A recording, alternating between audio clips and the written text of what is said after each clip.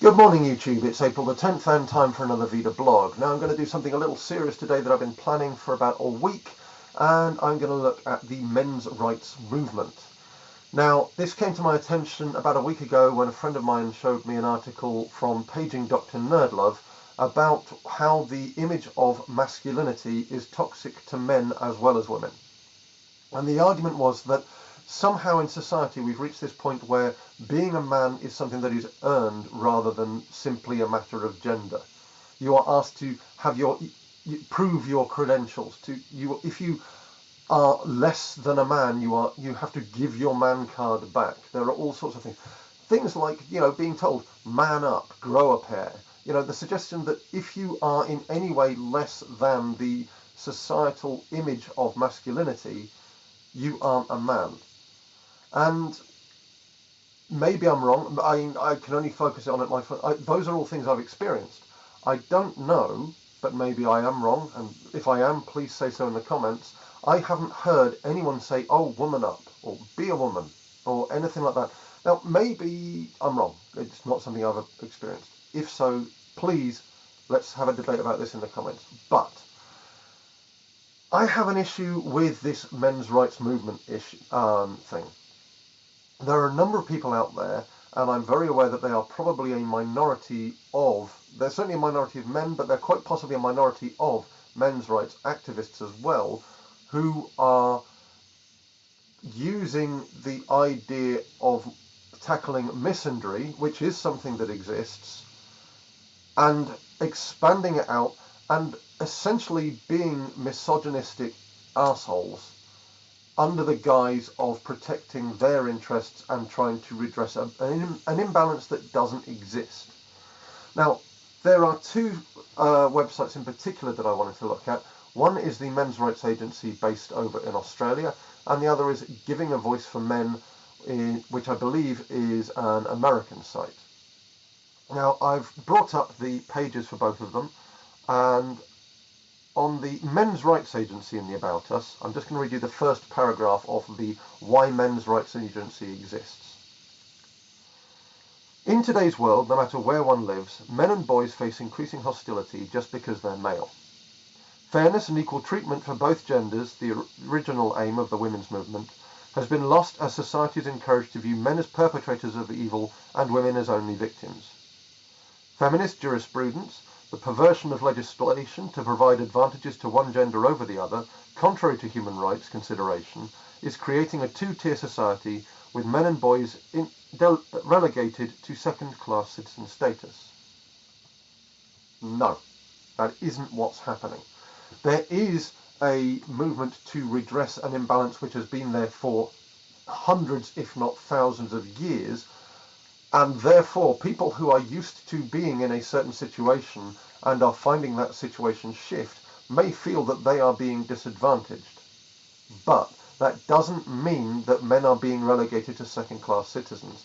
Certainly, we are not living in a world where men are perceived as aggressors and women only victims. I have known personally, and I have known women who agree with me, that there are women out there who do terrible things. It is not a gender issue. Equally, men are capable of being victims. I have been a victim on a number of occasions of both male and female antagonism, and it's people against people. It is not man against woman or woman against man. It does not separate along gender lines.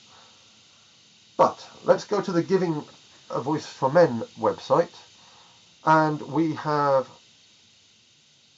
a Voice for Men's website, not Giving a Voice for Men's. We have their policies and mission statements, and I'm going to take these one at a time.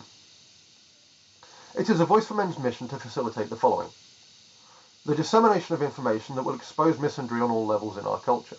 Now that's fine, that actually is a good aim. Getting rid of misandry and misogyny is a good thing. Any time that you are actively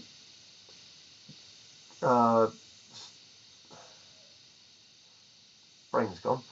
Any time that you are actively discriminating against anyone on the basis of something which they have no control over, such as race, disability, gender, sexuality, anything, it is wrong. So getting rid of misandry and misogyny is a good thing. However, going through the rest of their lines, I think perhaps it's a little more pernicious than that. To denounce the institution of marriage as unsafe and unsuitable for modern men, and to promote awareness of information designed to protect men who are already married. No. I don't see that marriage is unsafe or unsuitable for modern men any more than it's unsafe and unsuitable for modern women. It is a institution which has its consequences, both good and bad.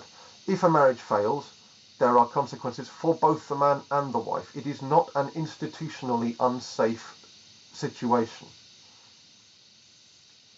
To promote an end to chivalry in any form or fashion.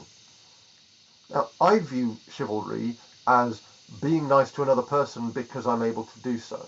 You know, holding the door open for a person, irrespective of their gender.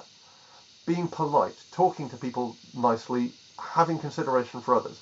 That's my perception of chivalry. Now, maybe I'm wrong. Maybe chivalry is an outdated concept and it is based on the idea of men being the stronger sex, and it should go. If that's the case, fine, but I think courtesy should stay. To promote the legal and non-violent antagonism of all agents of misandry, from members of academia to holders of public office, to law enforcement and other state functionaries, to popular bloggers and to corporate agents who promote misandry for profit. Now, going back to the first issue, yes, misandry should be called out, but to promote the legal and non-violent antagonism of those who promote it? No. No, I don't like this, because as we've seen countless times online and elsewhere, it gets nasty. We're talking about the anonymity of the internet combined with antagonism. You end up with incredibly nasty, poisonous things being said, and it's being used over and over again in all areas. This is no. To support peaceful acts of civil disobedience when necessary. That I'm okay with, to a degree. It depends on what acts of civil disobedience, and it depends on what they are targeting. But, in principle, civil disobedience I'm okay with. To educate men and boys about the threats they face in feminist governance and to promote an end to that governance. This seems to be insinuating that governance, the government around us, is feminist in its tone, and I don't think it is. So, yes, I think, again, there's an issue here. I think they're coming from a skewed perspective and approaching something incorrectly. To debunk the lies and distortions of misandry in feminist government wherever they occur. Again, when misandry occurs, yes, debunk it. Point out where they are wrong. But do the same to misogynists as well. And I don't think it's men's role to focus on misandry and women's role to focus on misogyny. If we see either in place, it is our duty to call it out on both sides. To offer a more reasoned, cogent and intellectually honest view of sexual politics. Now that's a noble aim, but based on what I'm reading here and what I've read on their site, I don't think this means what they think it means.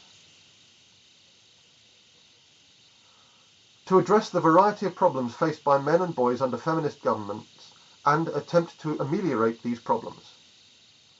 Now, if there is feminist governance, by which I assume they mean misandrist governance, I keep saying that wrong. If there is misandrist governance, then yes, it needs to be dealt with and it needs to be ameliorated. However, feminist is not misandrist. There is a difference, and to put the two together is a problem. Never mind the fact that I don't believe there is a feminist governance, let alone a misandrist governance, in any country. To push for an end to rape hysteria, DV hysteria, and false allegations. False allegations, absolutely. False allegations should not be there. Rape hysteria is an interesting thing. I think it's an entirely different thing. I'd need to do an entire blog just on that. I can't go into it now. But I think They are claiming that rape hysteria is more prevalent than it is, and that's something I have an issue with. To promote a culture that values equal treatment under the law for all human beings. That's fine. That's a noble aim again. However, I don't think it's quite what they mean it to be. So, that's the situation. They also have their values there as well, but I'm not going to go through those. Maybe I'll do a second vlog if there's demand for it. But this is a long vlog. Here's what I think. Do men have rights? Absolutely. Do women have rights? Absolutely. Is there an imbalance at the moment? I would say yes, and it is in the favour of men. Women still are not treated as equal citizens. There are issues with men's rights. There are things where men are treated more harshly than women. But that does not mean that there is a systemic women's an imbalance in favour of women. For example, men typically are punished more severely by the penal system, both in America and here, but that is simply because that is the way it is. It is not due to feminist governance. That has been the way since before the women's movement existed. That is an issue. There needs to be an equal parity in our penal system regardless of gender. Gender should not enter into it. But men have problems, yes. Some of those are based on their gender, yes. But it does not stem from a misandrist or feminist governance. And to attack women because men have problems is not the solution. That's all I have to say today. It's been a long one and I apologise for that. I hope you're well. I hope you have a good day. I will talk to you soon. Bye for now.